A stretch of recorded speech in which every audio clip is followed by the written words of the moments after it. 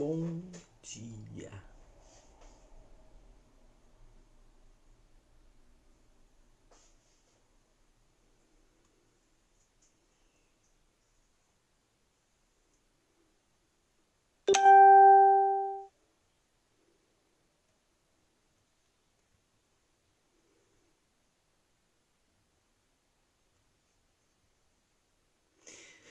Bom dia. Bom dia, Leia. Bom dia, Leia. Bom dia, Bianca. Bom dia, irmã Lídia. Espero que todos vocês estejam bem e que Deus dê um domingo abençoado para todos nós. Bom dia, pastor Vanderlei Pontiroli.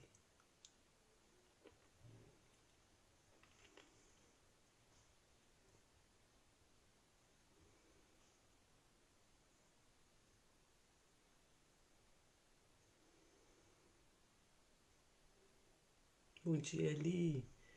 Ótimo domingo para você.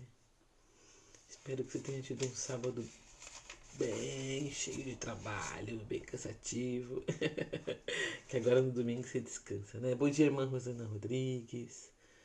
Prazer revê-la também. Um abraço pro seu esposo. Eliane, um abraço pro Daniel, pra Eliette, pro Rian. Que Deus abençoe vocês, o domingo de vocês. Mas Rosana Rodrigues também, seu esposo, filhos. Que Deus abençoe vocês nesse domingo. Graça e paz, irmã Rosana.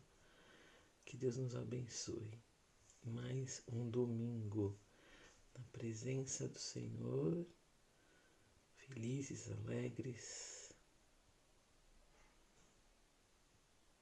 Eu tô vendo mais uma foto aqui que eu não consigo identificar. Marcílio, bom dia, Marcílio. Bom dia, Raimunda. Já vi sua foto aqui. Que Deus te abençoe poderosamente nesta manhã de domingo. Um abraço para Rayane. Um abraço para o seu esposo Wilson. Marcílio, um beijo para Dani, Rebeca, Felipe. Que Deus abençoe essa família com um domingo abençoadíssimo e cheio de alegria. Eu quero otimizar o tempo para a gente avançar. É engraçado que quando a gente está aí falando um pouco daquilo que a gente deu uma olhada, uma estudada, né? Depois a gente tem a impressão que não avança, que está demorando. Mas eu acho que o importante é a gente fixar na nossa mente, né? Aquilo que Deus quer que a gente aprenda e guarde no nosso coração. Ontem mesmo eu, testando minha memória das lições que tivemos às quartas-feiras, quando a nossa igreja ia passar pela organização, eu ontem esqueci alguns conceitos, né? Princípios distintivos batistas. Meu Deus, esqueci alguma coisa, porque a mente é assim mesmo, né? A mente acaba que fica cansada e a gente acaba que também não fixa muito. E eu falei, nossa, acho que eu preciso ler isso de novo.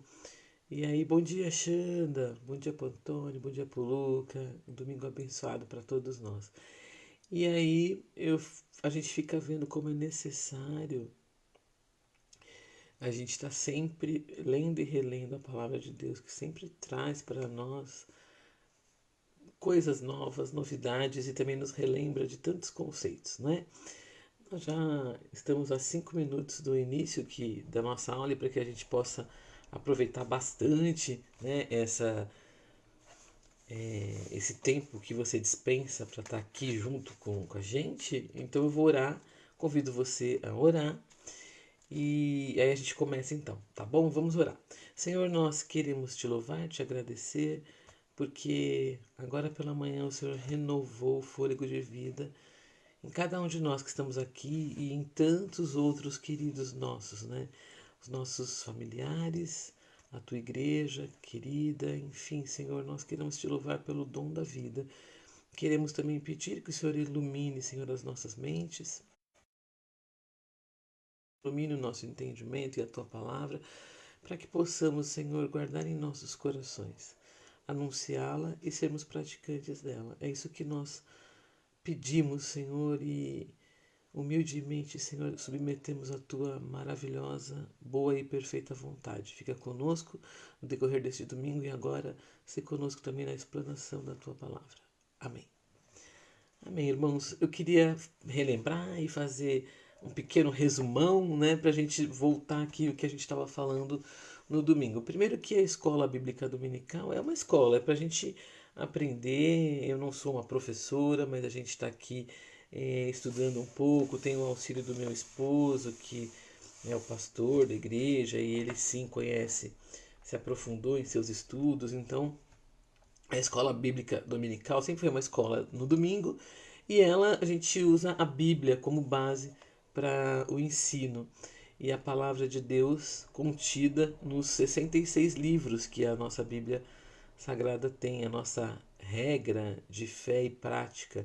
Então, nós estamos estudando o Velho Testamento. Dos 66 livros da Bíblia, 39 livros estão no Velho Testamento. Então nós começamos a estudar no Gênesis, né, que é o livro dos começos, e nós então partimos para o estudo da caminhada do povo de Israel. Ela começa com Abraão no livro do Gênesis e vai se seguindo, e assim Deus vai levantando líderes para conduzir este povo. E nós então conhecemos Abraão, Isaac, Jacó, conhecemos José, e a época então que o povo de Deus, o povo de Israel, cresce muito no Egito, e por conta desse crescimento e preocupação, né, de Faraó, ele é escravizado no Egito. E Deus então levanta um líder, que a gente já estudou aqui, que é chamado Moisés, para tirar esse povo do Egito. E tirando esse povo do Egito, esse povo vai para o deserto e fica ali 40 anos tentando chegar na Terra Prometida. E assim, irmãos, a gente entende, né, e aprende que o líder Moisés, ele tira o povo do Egito, vai para o deserto, e Josué, um outro líder de um outro livro que nós já estudamos na Palavra de Deus, no Velho Testamento, a gente está dando sequência, né? Josué, então, conquista Canaã, entra com esse povo se desenvolve ali, Josué falece, não deixa nenhum substituto, os juízes passam a liderar esse povo, então nós estudamos juízes, depois estudamos Ruth, e aí a gente entra então no período dos reis, e estudamos então o Reino Unido, e os três primeiros reis, né, e os únicos reis do Reino Unido, que foram Saul, Davi e Salomão. Depois disso a gente estudou, a gente está agora em 1 Reis, estudamos em 1 Samuel e 2 Samuel, a vida de Saul, Davi, Salomão, e estamos no livro de 1 Reis, quando esse Reino Unido que saiu lá do Egito e as 12 tribos formaram esse Reino Unido, ele se divide, e aí se divide em Reino do Norte e Reino do Sul. O Reino do Norte é formado por 10 tribos e chamado Reino do Norte ou Reino de Israel. E o Reino do Sul é formado por 2 tribos, chamado Reino do Sul ou Reino de Judá. E aí os primeiros reis são, no Reino do Norte, Jeroboão, e no Reino do Sul, Roboão, filho de Salomão. E aí então a gente começou a ler os capítulos de 1 Reis, já avançamos até o 16, que vai relatando a vida de vários reis que passaram tanto pelo Reino do Norte como pelo Reino do Sul, os reinos divididos, e como sendo Jeroboão o primeiro rei do Reino do Norte e que leva o povo novamente à idolatria, eu reservei o capítulo 13 para que a gente pudesse ler. Nós fizemos essa leitura no domingo passado, e para que a gente pudesse extrair algumas lições para a vida desse episódio. É um episódio que conta que um homem de Deus, que não tem nome, não é citado o nome dele, sai do Reino do Sul, precisamente de Judá, e vai para o Reino do Norte levar um recado de Deus para o rei Jeroboão, dizendo para ele tudo o que vai acontecer com ele, por conta dele ter levado o povo à idolatria, ter desviado o povo dos caminhos do Senhor e dos preceitos de Deus. E esse capítulo 13 então relata o recado que esse homem de Deus leva para Jeroboão, e aí nós começamos a tirar algumas lições para a gente aplicar para a nossa vida. dentro deste acontecimento, desse ocorrido. Vamos só relembrar. O homem de Deus vai até Jeroboão, entrega um recado para ele, dizendo que Deus vai levantar um rei chamado Josias, que vai acabar com tudo que ele está fazendo, conduzindo o povo a fazer coisas erradas. E aí então o rei, muito revoltado, manda que os seus soldados prendam, né, o homem de Deus, mas a mão dele fica endurecida e fica ressecada. E aí ele pede para que esse homem ore, e esse homem ora, a mão dele volta ao normal, ele convida esse homem para ir para o palácio, comer, beber, o homem fala, não, eu não posso, Deus me ordenou que eu não comesse, não bebesse, não parasse aqui. E aí assim ele faz. Mas quando ele fala o que Deus ia fazer, ele fala para todo o povo ouvir. E aí a gente vai para um outro cenário que é um profeta antigo, um profeta velho, assim a Bíblia usa o termo, e os filhos dele contam para ele o que aconteceu. E ele fala, conta direitinho o que aconteceu. E eles contam para ele, e aí falam para ele por onde. E eles contam que ele foi embora, e ele pergunta por onde que ele foi, qual o caminho que ele seguiu. Ah, ele foi por tal caminho. Porque Deus disse para ele não voltar pelo mesmo caminho, não comer, não beber nada aqui no Reino do Norte. E aí esse profeta velho vai atrás dele, mente para ele, leva ele para casa dele, ele come, bebe, e aí esse próprio profeta diz que ele desobedeceu a Deus e que Deus vai castigá-lo por isso. E aí esse profeta volta, se depara com um leão, é morto pelo leão.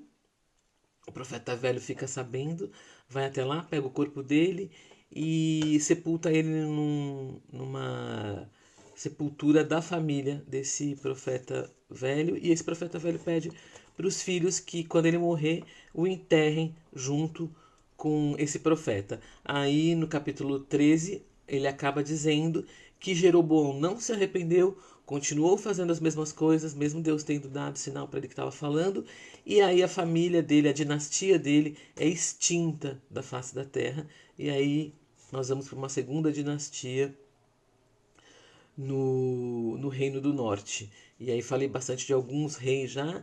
E aí depois quando nós terminarmos aqui de colocarmos as aplicações para a vida do que a gente viu nesse capítulo 13, aí nós vamos seguir e aí agora já com o início do ministério dos profetas, é quando nós vamos conhecer Elias.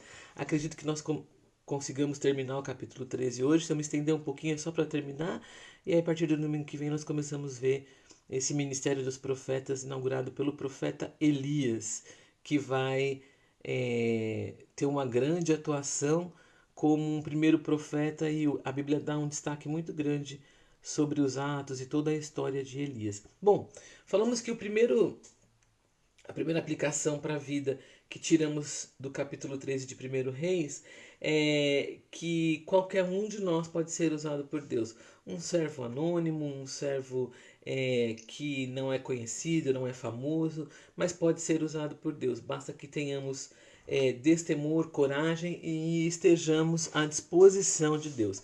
A segunda lição que tiramos foi que temos que ter disposição para orar por aqueles que nos perseguem. Foi isso que o homem de Deus fez quando Jeroboão manda prendê-lo, né? E aí a sua mão fica endurecida e ele pede que ele ore. E aí nós perguntamos aqui, você ora pelos seus inimigos, por aqueles que te aborrecem, por aqueles que querem o teu mal? Então foi essa aplicação que tiramos para a vida dessa parte desses versículos que relatam o que foi feito pelo homem de Deus. Terceira aplicação para a vida é obedecer a Deus e renunciar às propostas contrárias à sua vontade. Ou seja, o rei oferece, depois de tudo, para o homem de Deus que ele vá para o palácio, que ele coma, que ele beba, que ele descanse. E a gente pode ver que esse homem teve uma caminhada grande até chegar no Reino do Norte, e que ele devia estar cansado, que ele devia estar com fome, que ele devia estar sentindo todas essas necessidades que nós, como seres humanos, sentimos. E mesmo assim, ele rejeitou essas ofertas porque não era da vontade de Deus. Deus havia deixado claro para ele que ele não comesse, não bebesse, que não voltasse pelo mesmo caminho. E isso estava muito claro para ele, isso estava muito claro na cabeça dele, no seu coração, dele não sucumbir a essas vontades. E aí ele rejeita o convite do rei e diz que não. E ele mesmo fala, Deus disse que eu não comesse, não bebesse aqui, não voltasse pelo mesmo caminho, e ele não aceita. E aí nós começamos a falar em relação à nossa vida, aplicação para a nossa vida. Quantas e quantas e quantas ofertas nos são feitas e nós temos consciência que isso desagrada a Deus, que isso não é da vontade de Deus. Então nós precisamos renunciar a isso, pedir forças a Deus para que possamos renunciar a isso. Então nós chegamos até aqui e aí começamos a dizer que o homem de Deus então começa a fazer o seu caminho de volta para casa. Ele começa a fazer o seu caminho de volta para casa, ele obedece a Deus, ele sai, vamos dizer assim, de lá em triunfo, porque fez tudo aquilo que Deus havia ordenado para ele. E Deus mostrou que estava com ele. Deus cumpriu tudo aquilo que havia falado. Exceto a questão do rei Josias, que vai cumprir depois. O profeta não o homem de Deus não vai ver, né, porque morre, mas a gente tem relatos bíblicos do reinado de Josias, que é uma das predições que este homem de Deus faz. Então, após ele obedecer a Deus e fazer o que ele ordenou, ele se distraiu. E foi aqui que eu parei. Ele se distraiu. Ele senta embaixo de uma árvore e fica ali, talvez descansando para continuar a sua caminhada. Quantos de nós na caminhada não cansamos? Também muitas vezes nos distraímos, tiramos o foco, o nosso olhar, nossa atenção de Deus. E supostamente, né? Supostamente a Bíblia diz que é um profeta velho, né? Eu até falei, mas que esse profeta velho tinha que fazer isso, né? E aí o profeta velho vai lá, se identifica, começa a conversar com ele. Que se você quiser identificar aí na sua Bíblia, é mais ou menos assim, ó. No capítulo 13, no verso 15. Então o profeta lhe disse: venha à minha casa comer alguma coisa. E o homem de Deus respondeu: eu não posso ir com você, nem posso comer pão ou beber água neste lugar. A palavra do Senhor deu-me esta ordem: não coma pão, não beba água, nem volte pelo mesmo caminho por onde você foi. E o profeta de Deus respondeu: eu também sou profeta como você. E um anjo me disse por ordem do Senhor: faça-o voltar com você para a sua casa, para que coma pão e beba água. Mas ele estava mentindo. Então, o que nós vemos aqui, e aí a gente pode trazer também aplicações para a nossa vida, que em primeiro lugar, em todo momento que Deus fala com o homem de Deus, ele dá provas que ele está falando, né? Ele disse: o altar vai se fender. O altar se fendeu.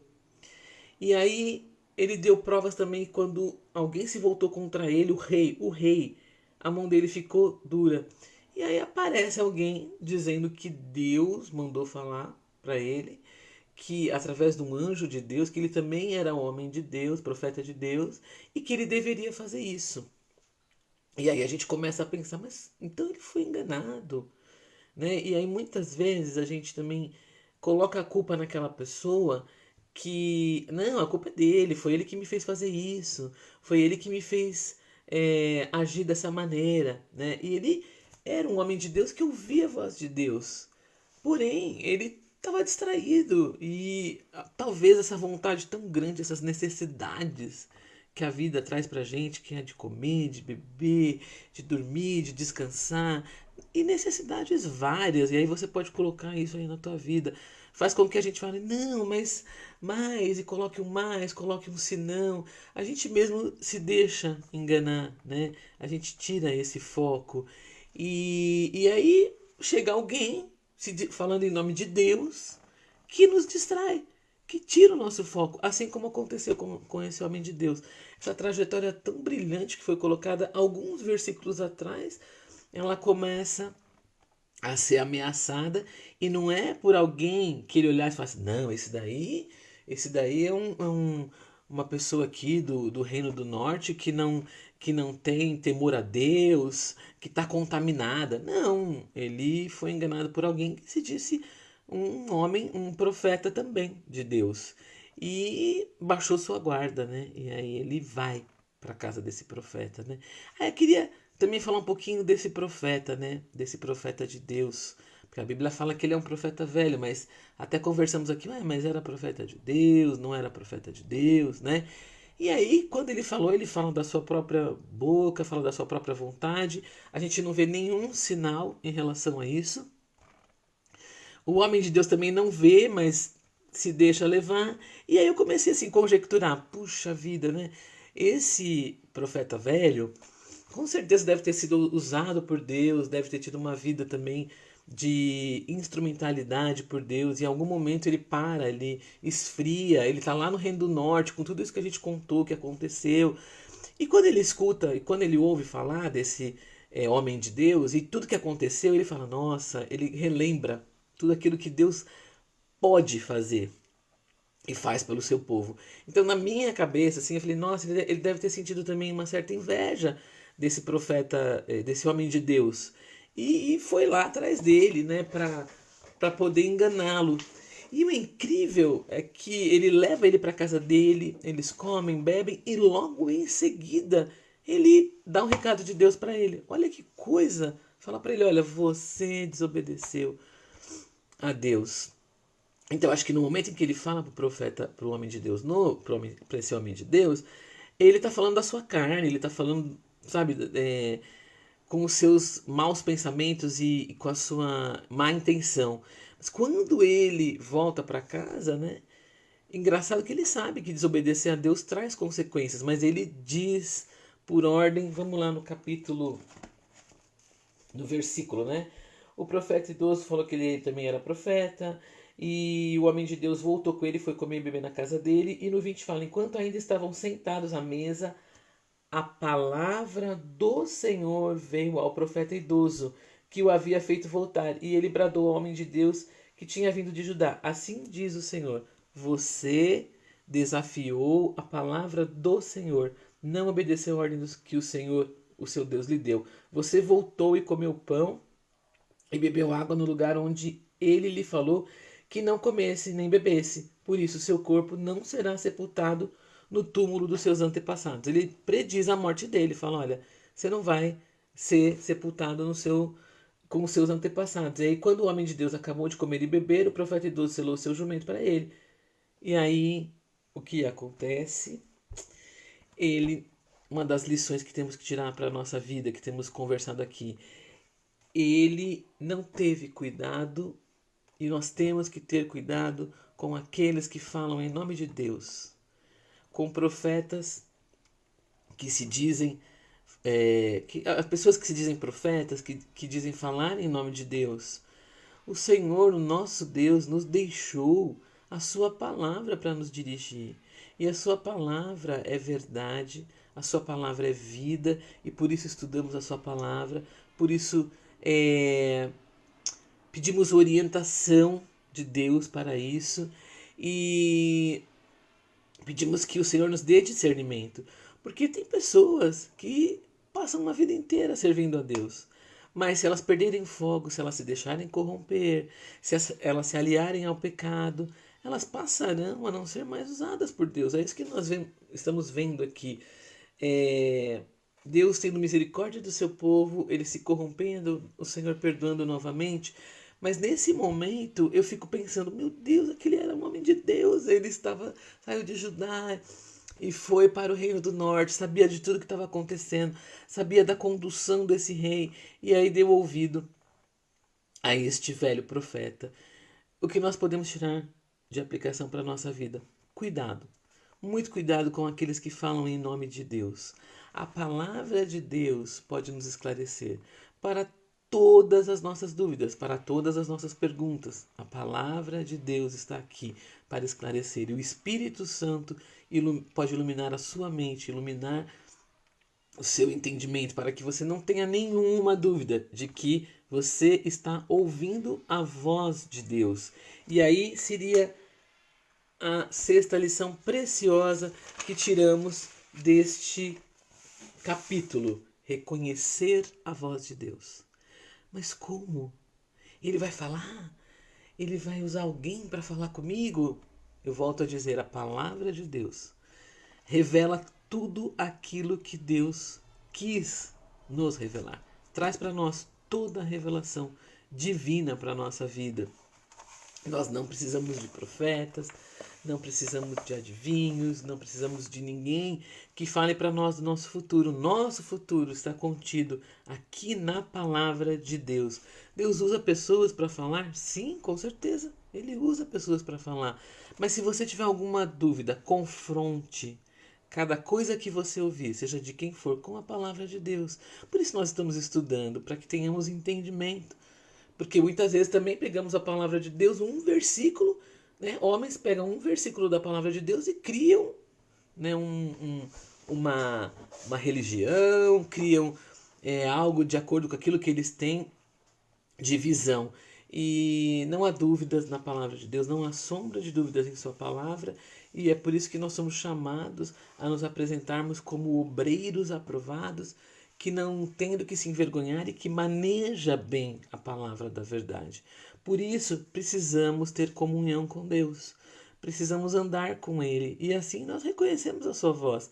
É como a nossa mãe, o nosso pai, chamando o teu nome, falando assim, Fabiola, vem aqui. Quando minha mãe falava Fabiola, eu já sabia, já reconhecia a voz da minha mãe. E reconhecemos também muitas coisas daqueles com quem convivemos e que temos comunhão, só de olhar, nossa, lembrei de você. Olhei isso, lembrei de você. Vi isso, lembrei de você. Então é a mesma coisa quando a gente vê que a coisa é reta, é pura, é, é boa, lembramos e sabemos que tudo isso vem de Deus. A Bíblia fala que toda boa dádiva vem de Deus, todo dom perfeito vem de Deus. E houve aí uma distração desse homem de Deus que cai, né, nessa mentira, e aí então ele, como Deus é fiel, ele cumpre a sua palavra e no caminho de volta ele se depara com um leão. E aí é muito interessante a gente poder fazer essa analogia, né? Que a Bíblia fala e a gente não pode esquecer que o inimigo está em nosso derredor, bramando como um leão para tragar aquele a quem ele possa tragar. E isso acontece, né? Ele é morto e ele fica estirado no caminho, o leão não mexe nele. Também a gente vê aí, até na morte desse homem de Deus, o poder que Deus exerce sobre toda a natureza. Imagine você, um leão derrubou o homem de Deus, matou ele, mas não tocou no corpo dele. A Bíblia relata isso. Pessoas passaram, viram ele lá estirado, o leão também não tocou no jumento. Não é da natureza instintiva do leão esse tipo de comportamento. A gente vê Deus no controle dessa situação. O profeta velho fica sabendo, vai até lá, pega o corpo desse profeta e aí ele enterra ele ali e pede para que os seus filhos também façam isso com o corpo dele, quando ele reconhece que ele é um profeta de Deus, um homem de Deus, e que quando ele morrer eles o enterrem junto com esse homem de Deus. E eu vejo aí talvez um arrependimento também desse profeta velho, né? Reconhecendo que ele era um profeta de Deus e dizendo: não, me enterre com ele, me enterrem com o profeta de Deus. E aí nós terminamos o capítulo 13, nos relatando que Jeroboão, apesar de todos esses sinais, de toda essa preocupação que Deus tinha em avisá-lo, em alertá-lo novamente, ele endurece seu coração e continua o povo a desobediência à palavra de Deus.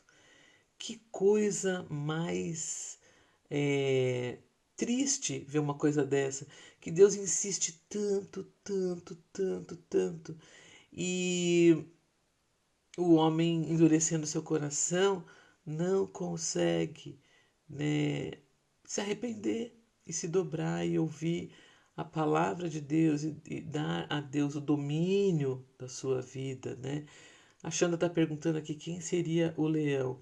O leão é o inimigo das nossas almas, né? A Bíblia diz que o inimigo é, que anda em nosso redor, né? O diabo que anda em nosso redor, para nos tragar, ele procura uma brecha, uma oportunidade. E especificamente essa morte foi uma morte física. Ele poderia ter morrido de qualquer coisa, o homem de Deus poderia ter morrido de qualquer coisa, poderia ter caído ali e ter morrido. Mas eu entendo que há aí uma lição, uma simbologia, dizendo assim: olha, Deus disse, permitiu, né? A vida dele foi tirada, mas ele não toca no corpo dele. Eu acredito sim, porque nós estamos aqui no Velho Testamento, que esse homem morre no Senhor, né? Esse homem de Deus morre no Senhor. Com certeza, ele de volta, sabendo, né, que havia desobedecido a Deus, acredito que é, deveria estar ali arrependido, acredito nisso, né? O pastor está dizendo aqui que nesse caso ele foi um instrumento do juízo divino, apenas isso. Então Deus permitiu que fosse retirado a vida dele por um leão. E daí a gente tira aí uma simbologia, um paralelo, dizendo que assim o inimigo ele anda em nosso redor querendo tragar a nossa vida. Mas eu quero só então terminar, porque nós já estamos chegando às 10h30 e acho que já conseguimos terminar esse capítulo, dizendo que nós temos que pedir a misericórdia de Deus para que nos dê o entendimento, um coração sábio, um coração que não seja endurecido pelas provas e lutas dessa vida, pelo orgulho, pela sede de poder, pela ambição, porque a gente quer ter mais, e aí a gente quer e a gente não quer, a gente não reconhece mais a voz de Deus, a gente não se submete à vontade dele. Jeroboão começa lá atrás com o profeta Aías dizendo para ele que ele seria rei das 10 tribos, como ele deveria agir. Deus deu todas as instruções para ele, mas ele queria ser poderoso, ele queria não se submeter aos preceitos do rei Davi, que o rei Davi recebeu de Deus, ele era inimigo, né? Foi inimigo de Salomão.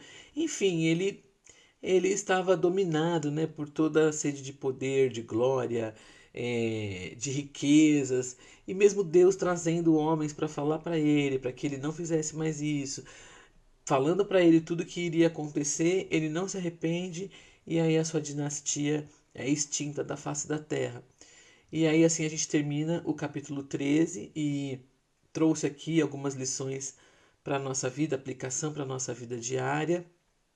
E aí a gente vai dar sequência ao livro de 1 Reis. Nós vamos para o capítulo 17, então, a partir de domingo que vem. Peço que você dê uma lida. O rei desse capítulo, e aí de alguns que nós iremos estudar, é o rei Acabe, um dos reis mais idólatras que o reino do norte teve. E Deus então vai usar Elias para que o povo de Deus então tenha mais uma oportunidade. E nós vamos ver muita coisa na vida de Elias. A gente vai ver sobre depressão. Existe, né, um relato sobre depressão, né, na história de Elias. É muito interessante. Já vimos muitas pessoas, muitos pastores falarem sobre isso. Nós vamos ler como é que Deus começa então a destacar o início do ministério de profetas, né? E Elias e Eliseu, eles são precursores do movimento profético que culmina nos profetas escritores. Então depois a gente vai começar a ver que os profetas começam a escrever. Então os profetas Isaías, Jeremias, eles escrevem livros da Bíblia que nós vamos ver, mas os primeiros são Elias e Eliseu, né?